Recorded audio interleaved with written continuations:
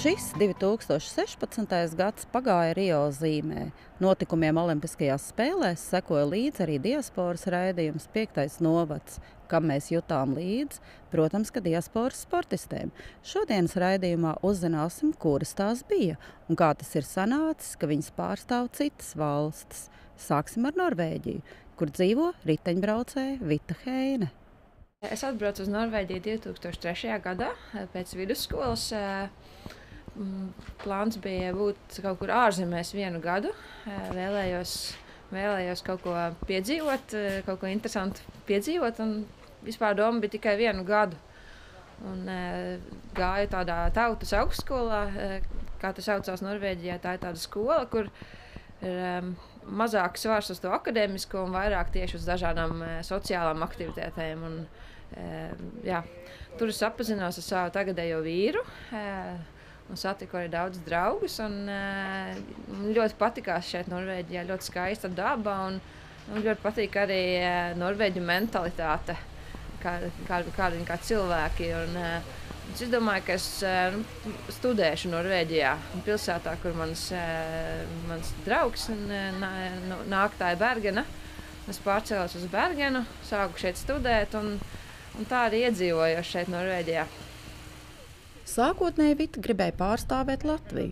Diemžēl veiksmīga sadarbība neizveidojās. Pirms es iegūstu Norvēģijas pilsonību, piedalījos pasaules čempionātā 2003. gadā Latvijas izlasē. Latvijā, diemžēl, sieviešu riteņbraukšana ļoti netiek atbalstīta. Es piedalījos pasaules čempionātā par savām izmaksām. Jo pirmkārt nesūtīja nevienu sievieti, un es pajautāju, vai var piedalīties, un teica, es piedāvāju savas izmaksas sekt, un man atļāva piedalīties.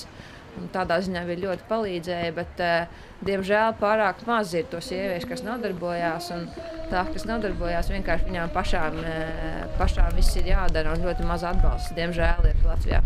2014. gadā ieguvu Norvēģijas pilsonību, un tad arī mani paņēma Norvēģijas izlase. Un šogad piedalījos Olimpiskajās spēlēs, un bija liela konkurence tieši tikt uz Olimpiskajām spēlēm, jo tikai viena vieta bija Norvēģijā. Tas nozīmē, ka bija jābūt pašai labākajai Norvēģijā. Un tomēr, neskatoties uz Latvijas attieksmi, Vita sirdī ir latviete. Protams, tas vienmēr sirdī tomēr vienmēr tāda dzimtene Latvija paliek, un ka tomēr Latvija arī man var lepoties, kad es pārstāvu Norvēģiju. Tālāk mūsu ceļš ved uz Antāliju, kur satikām airētāju Lāsmu Liepu. Turcijā es dzīvoju, jo es vēlējos trenēties, bet Latvijā man nebija tādas iespējas, kādas tās ir šeit, un tādēļ es atbraucu šeit un trenējos šeit un dzīvoju arī šeit. Turcijā. Gan klimats, gan arī attieksme gan no valsts, gan no treneriem ir citādāka. Man ir plašākas iespējas gan finansiāli, gan trenēšanās ziņā. Latvijā es nevarēju būt tikai airētāji, man bija arī jāstrādā. Es strādāju 4 gadus par treneri bērniem. Un paralēli tam, ka es trenējos, es strādāju. Un tas bija arī viens no tiem lielākiem iemesliem, jo es pat it kā gribēju trenēties, bet tai pašā laikā man bija jāstrādā, lai es varētu nopelnīt sev iztikai, lai dzīvošanai, lai man būtu ko ēst. Bet Turcijā man tā nav, Turcijā es trenējos un par to es saņemu tā kā pabalstu no valsts. Jā. Lāsmai šis gads bija nozīmīgs ne tikai ar olimpiādi, bet arī ar Eiropas čempionātu, kurā tika izcīnīta zelta medaļa. Tas bija liels pārsteigums, ka es uzvarēju. Es biju cerējusi, ka man būs kāda medaļa, varbūt bronzas, bet tad, kad es ieraudzīju savu vārdu, ka es esmu pirmā, tas man pašai bija diezgan liels pārsteigums. Un tas bija pārsteigums arī Latvijā, daudziem, arī tiem, kas man neticēja. Un es pat domāju, ja es būtu turpinājis trenēties Latvijā tādā līmenī, kā es to darīju tur, tad es nekad nebūtu sasniegusi tādus rezultāts, gan to kvalificēšanos uz Olimpiskajām spēlēm, gan arī to Eiropas čempionāta zelta medaļu. Tur bija divējādas sajūtas. Tur bija gan prieks par to, ka es esmu uzvarējusi, tā kā esmu pierādījusi, ka es esmu tas, ko es biju iedomājusies, ka es varu būt pirmā vai uz piedestāla. Bet Tā pašā laikā arī bija tāds rūgtums, mazliet arī tas mazliet dusmas, varbūt pat. Kāpēc tur nav Latvijas himna? Kā varētu, bet man Latvija nedeva tādu iespēju, kā deva Turcija.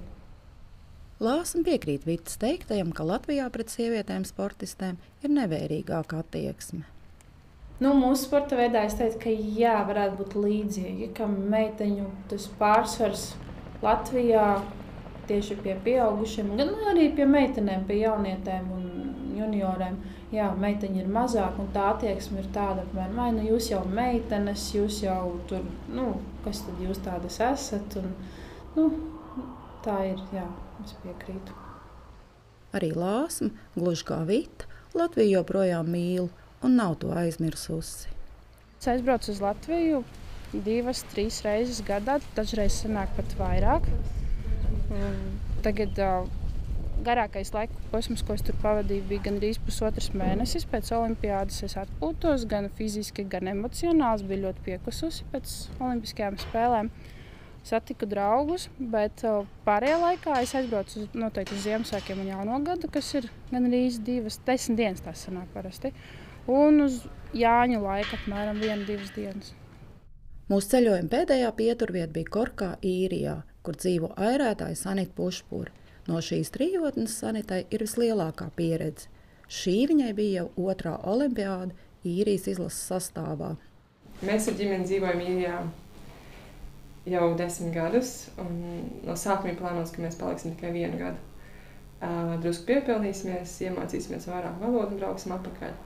Bet tā gada laikā diezgan daudz kas notikās. Sāka piedzima Patriks un iekārtojamies salīdzinoši labos darbos. Un tad arī likās, ka vēl gadiņu, vēl kādu laiciņu paliksim. Tā Sanita palika dzīvot Īrijā un pēc 2. bērna piedzimšanas atsāka trenēties. Pēc tam pārliecinoši uzvarēja Īrijas čempionātā un tika iekļauta valsts izlasē. Pirmo reizi pārstāvu Īrijas izlases 10. gadā kausa posmā, kur es biju 15. vai 16. vienniekā, bet viņi nepadevās turpināt man trenēt. Un tas bija tikai pāris gadus pēc Daniels piedzimšanas, pats sākums tikai. Un tad kopš tā laika gan es biju izlasē, 6 gadu. Lielākie panākumi, protams, ir aizbraukt uz olimpiādu, jo airēšanā kvalificēties ir diezgan sarežģīti. Sanāk, vienā gadā var kvalificēties no pasaules čempionāta, kur tikai pirmās 9 laivas kvalificējās. Un ja kaut kas noiet greizi, tad nesanāk. Un nākošajā reizē tikai 3 laivas kvalificējās no pēdējās.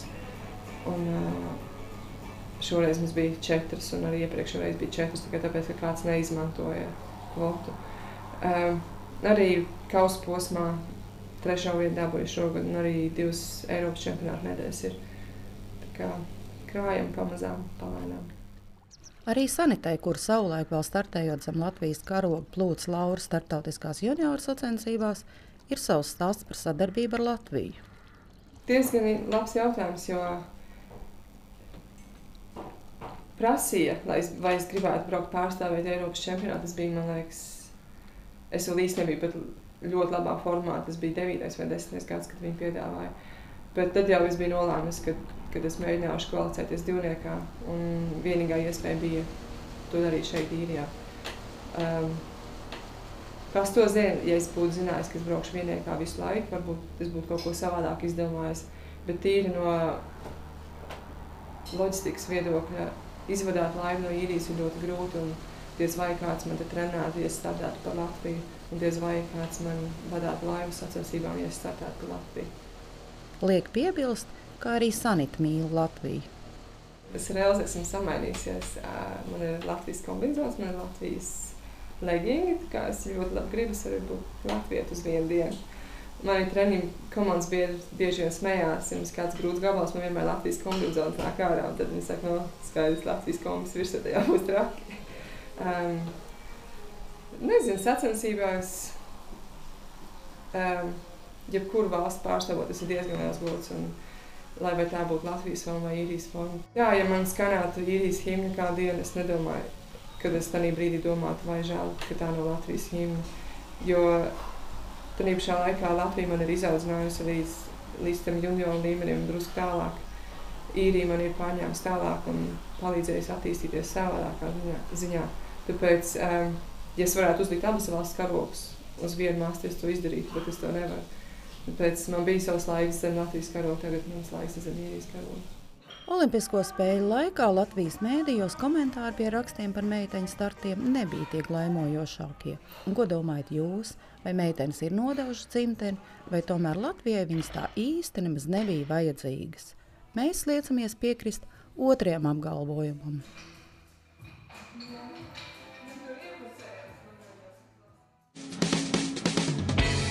Šodienas raidījums ir izskanējis. Visu labu!